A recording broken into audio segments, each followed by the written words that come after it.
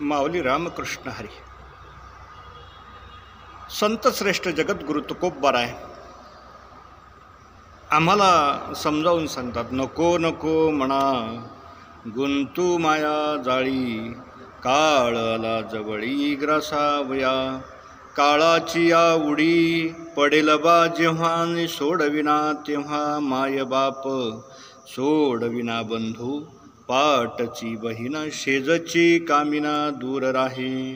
सोडविना तुझ देशेचा चौधरी, अनेक सोय रे भले भले. जगद्गुरु तुकोबराय हे जे ऐकते त्याला सांगतात. लक्षात घ्या, बऱ्याच वेळेला माणसाला सांगून ऐकत नाहीत. तसं इंद्रिय जे आहेत देहामध्ये, जे मनाचं किंवा इंद्रियाचा सर्व राजा जो आहे तो मन आहे. आणि त्या मनाला जगद्गुरु तुकोबराय सांगतात की तू आज ऐक माझं. नको नको म्हणा, अरे म्हणा तू मात्र आता एक काम कर. या संसारामध्ये असणारी जी माया आहे त्या मायेमध्ये मात्र तू गुंतू नकोस. नको नको म्हणा गुंतू माया जाळी, काळाला जवळी ग्रासावया. एक एक क्षण तुझ्या हातून निघून चाललेला आहे आणि म्हणून आता तुला मात्र एक काम करावं लागेल. संसारातली जी माया आहे त्या मायेमध्ये तुला गुंतून राहून चालणार नाही. असं फक्त हाताला सांगितलं नाही, जगद्गुरु तुकोबरायांनी पायाला सुद्धा सांगितलेलं नाही आहे. पण सकळ इंद्रियांचा राजा असणारं मन त्या मनाला सांगितलं, तू मात्र गुंतू नकोस. आणि तू जर या संसारातल्या मायेमध्ये गुंतला तर महाराज म्हणतात की सगळ्यात मोठा घोटाळा झाल्याशिवाय राहणार नाही.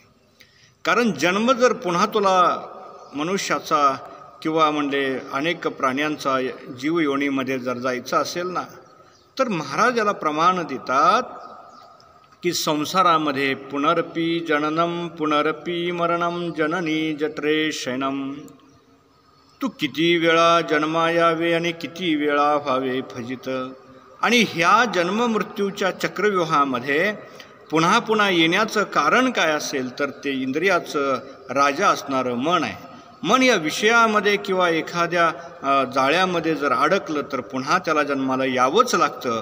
कारण संत याला प्रमाण देतात, जन्म घेणे लागे वासनेच्या संगे. जन्म घेणे लागे वासनेच्या संगे. तुझी वासना जर शिल्लक राहिली मनामध्ये तर त्याच्यासाठी जन्म घ्यावा लागतो. आणि म्हणून या मनाला समज देताना भगवंत आणि तुकोबराय सांगतात, नको नको म्हणा गुंतू माया जाळी, काळ आला जवळी ग्रासावया. तुला ज्या गोष्टीचं भान ठेवायचं ती गोष्ट मात्र तू विसरतोय. कारण काळ तुझ्या अगदी जवळ येत चाललेला आहे. तू जे अमौलिक असणारं मानवी शरीर वापरतोय, या शरीराची गॅरंटी नाही आहे. तुझा प्रवास किंवा तुझा मुक्काम इथं किती आहे हे तुला माहीत नाही आहे. आणि तरीसुद्धा तुझं जे मन आहे, तू जे मनरूपाने या संसारामध्ये वावर करतोय ते पुन्हा पुन्हा या मायेच्या जाळ्यामध्ये अडकतोय. आणि म्हणून तुला त्रास होणार आहे.